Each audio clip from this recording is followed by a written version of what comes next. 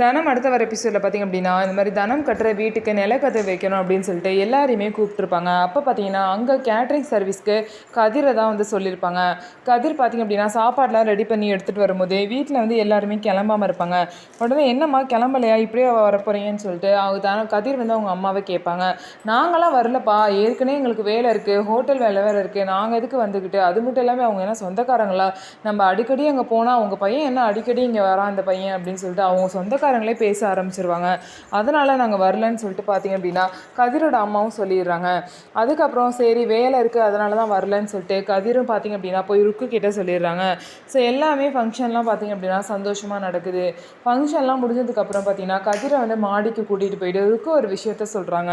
நீங்கள் வந்து என் மருமகளை விரும்புகிற விஷயம் எனக்கு தெரியும், அதனால் நான் ஒரு நல்ல முடிவு எடுத்திருக்கேன், உங்களுக்கும் தனத்துக்கும் கல்யாணம் பண்ணி வைக்கலான்னு சொல்லிட்டு நான் முடிவு பண்ணியிருக்கேன்னு சொல்லிட்டு ருக்கு வந்து கதிர்கிட்ட சொல்லுவாங்க. இதை கேட்ட கதிர் அவ்வளோ சந்தோஷப்படுவாங்க.